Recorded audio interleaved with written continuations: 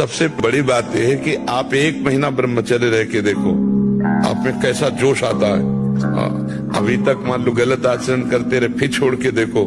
जिसको त्यागने पर तुमको इतना आनंद आता है, उसको रोकने पर कितना आनंद होता होगा। प्रभु, हमने 40-40 दिन के ऐसे करा के देखा लोगों को। मात्र 40 दिन में लोगों का 7-8 किलो तक वजन बढ़ गया, चेहरे पे चमक आ गया, एक ब्रह्मचर्य में तेज हो गया, किसी का MBBS में सिलेक्शन हो गया, कोई पुलिस में लग गया, मतलब एग्जाम बहुत अच्छी उनके। नहीं, ब्रह्मचर्य से तो इसमें हम बिल्कुल सपोर्ट में। ब्रह्मचर्य एक ऐसी शक्ति है कि जिधर प्रयोग करो उधर काम करेगी, जिधर प्रयोग करो।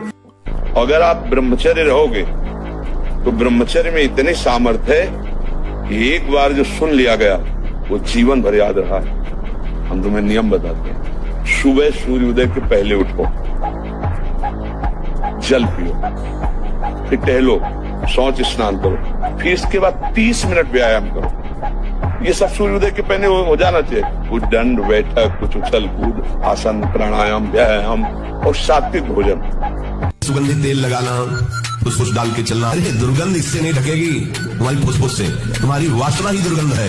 वासना को हटाओ और उपासना को बैठा लो, तुम्हारी सुगंध से संपूर्ण देश पवित्र हो जाए। ब्रह्मचर्य नहीं रह सकते, आप साधना नहीं कर सकते। इसलिए ब्रह्मचर्य और साधन परायण उपासक को अपने पात्र और अपना शयन और अपना आसन ये बिल्कुल अलग रखना चाहिए। अगर ये रख पाया तो मुझे लगता है घर में भी रहते हुए ब्रह्मचर्य रह पाएगा और भगवत आराधना कर पाएगा। नहीं, ब्रह्मचर्य का नाश वीर का नाश, जीवन का नाश है। ब्रह्मचर्य अगर सही है, आपने किसी तरह इधर उधर, तो ये प्रश्न ही नहीं रहेगा। जिधर दृष्टि डालोगे उधर जय होती चली जाएगी। जितना आप ब्रह्मचर्य नष्ट करेंगे उतने आप कमजोर होते चले जाएंगे, चाहे गृहस्थ हो चाहे विरक्त हो। हमारी बात समझ लो। ब्रह्मचर्य नष्ट मतलब स्मृति शक्ति नष्ट, संकल्प शक्ति नष्ट, उत्साह नष्ट, विचारों में न्यूनता आ जाना, निगेटिव भाव के आप बहुत जोर से प्रबल वेग आ जाना, ये सब ब्रह्मचर्य की कमी से होता है। और आजकल ब्रह्मचर्य को बिल्कुल कुछ नहीं वक़्त की जा रही है। बेविचार प्रवृत्ति ही आनंद माना जाता है। जब तक तुम्हारा काम पूरा ना हो जाए ब्रह्मचर्य से रहो।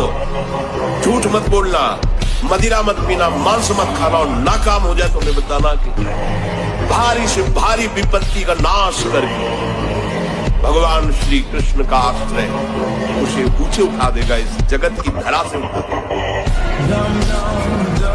प्राण चाहे चले जाए, कदम पीछे नहीं हटाएंगे।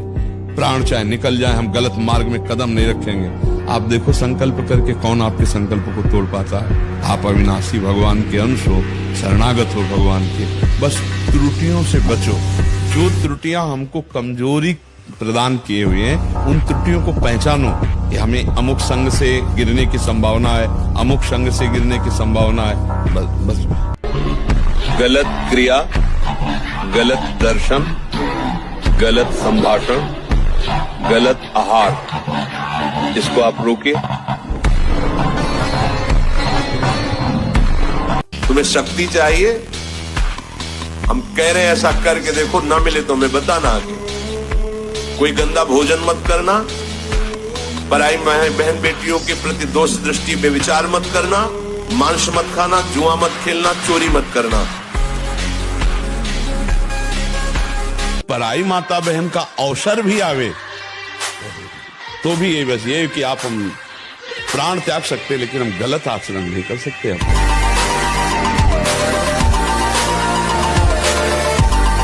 भगवान का नाम कीर्तन जिस घर में होगा वहां प्रेत प्रवेश नहीं कर सकते।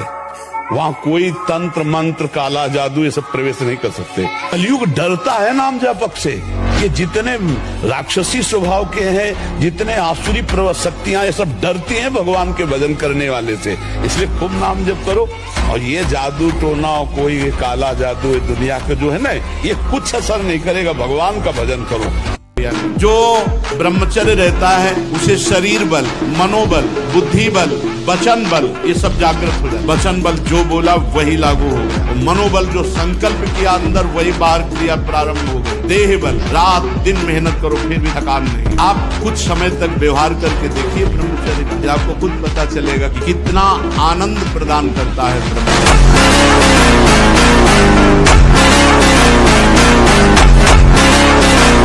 और सबसे बड़ी बात यह है कि आप 1 महीना ब्रह्मचर्य रह के देखो, आप में कैसा जोश आता है। जिसको त्यागने पर तुमको इतना आनंद आता है, उसको रोकने पर कितना आनंद होता होगा। तुम्हें ब्रह्मचर्य एक ऐसी शक्ति है कि जिधर प्रयोग करो उधर काम करेगी, जिधर प्रयोग करो।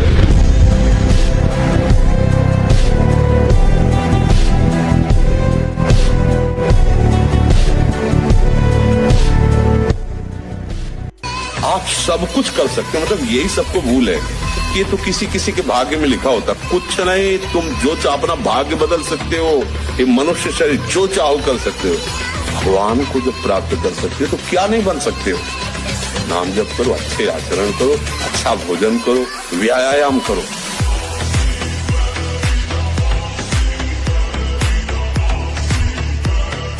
यही भूल है कि ये कर सकते, हम नहीं कर। क्यों नहीं हम कर सकते? बड़ी से बड़ी स्थिति जितनी भी बनी, चाहे भागवतिक बनी चाहे लौकिक बनी, हमारे लिए बनी, हम तैयार नहीं करते उसको, हम स्वीकृति नहीं करते। इसीलिए हर देश का नागरिक हर पद पे भारत के बैठ सकता है। ऐसे भगवान का बच्चा हर ऊंचाई पर चढ़ सकता है। थोड़ा आगे बढ़ो, नाम जप करो, धर्म से चलो। तो अभी समय है, भजन कर लो, भगवान को रिझा लो, नहीं आगे और ऐसा समय आने वाला है जो बड़ा अनिष्टकारी होगा। प्रतिपल बढ़ता ही चला जाएगा अनिष्ट। पहले जितनी शांति और साधुता देखी अब वो नहीं रह गई। 40 वर्ष पहले जो हमने देखी वो अब नहीं रह गई। मोबाइल के जमाने में बहुत सी बहिर्मुखताएं, बहुत सी कमियां ऐसी आ गई जो नहीं होनी चाहिए। अपने लोगों में बहुत सी कमियां आ गई। आगे चलकर और 10-20 वर्ष में देखना ऐसे आ जाए। ब्रह्मचर्य के बिना पूरा का पूरा जीवन खोखला हो जाता है। कुछ समय तक व्यवहार करके देखिए ब्रह्मचर्य का, फिर आपको खुद पता चलेगा कि कितना आनंद प्रदान करता है ब्रह्मचर्य। जो ब्रह्मचर्य रहता है उसे शरीर बल, मनोबल, बुद्धि बल, वचन बल ये सब जाते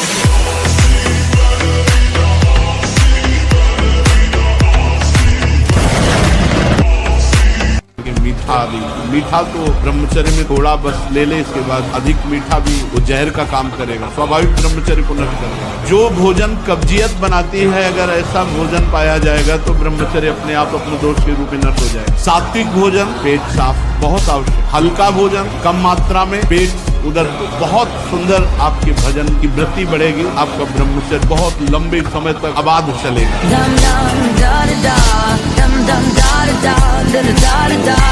बिना ब्रह्मचर्य के आगे नहीं बढ़ोगे। बहुत हम अनुभव की बात कहते हैं, बहुत अनुभव की बात। ब्रह्मचर्य में एक नवीन उत्साह होता है। ब्रह्मचर्य में एक अजीब शक्ति होती है जो आपको साधन गृहस्थी में भी रहे तो संयम से रहे। बस संतान उत्पत्ति के लिए आदेश है, नहीं तो ये जीवन केवल भगवत प्राप्ति की है। भगवत प्राप्ति हो जाए और उसके लिए ब्रह्मचर्य आवश्यक है। और आजकल ब्रह्मचर्य का कोई महत्व नहीं समझ रहा है, नहीं समझ रहा है। केवल प्रवचन किया जा रहा है, केवल प्रवचन सुना जा रहा है, इसलिए अध्यात्म उन्नति नहीं हो रही। आप लोग ब्रह्मचर्य को बचाओ, सच्ची मानना। ब्रह्मचर्य बिना बचाए आगे नहीं बढ़ सकते। न तरह भवसागर असमाज नर पाए, स्वति निंदक मंदमति आत्महनन गति जाए। वो आत्महत्यारे की गति को प्राप्त होता है केवल इस बात के लिए कि तुम्हें मनुष्य शरीर मिला, सारी सुविधाएं दी गई, लेकिन तुमने अपना काम नहीं बनाया। 83,99,999 योनियों में कोई एक भी ऐसी योनि नहीं जिससे हम भगवत प्राप्ति कर सकते। केवल ये मानव देह थी और उसको तुमने विषय सेवन में, प्रपंच में नष्ट किया। तुम विशेष दंड के पास हो, कृपा हुई और तुमने उस कृपा को ठुकराया। अब भोगो अन्य योनियों में। अब पता नहीं फिर किस कल्प में भगवान की कृपा होगी और मुझे मनुष्य शरीर में। इसलिए मुझे इस जन्म में भगवत प्राप्ति करनी ही करनी है, इस पे हमें छूट नहीं है। लेकिन तुम्हारे अंदर ये संस्कार जो पड़ रहे हैं कि थोड़ा सा मांस खा लो तो तुम्हारे पर रोगों से लड़ने के परमाणु रहेंगे, कैसी बात करते हो? क्या समझते हो? संयम नियम में जो ताकत है वो किसी में दूसरे का मांस भक्षण करने वाला, वो राक्षसी प्रवृत्ति वाला क्या बल को प्राप्त होगा?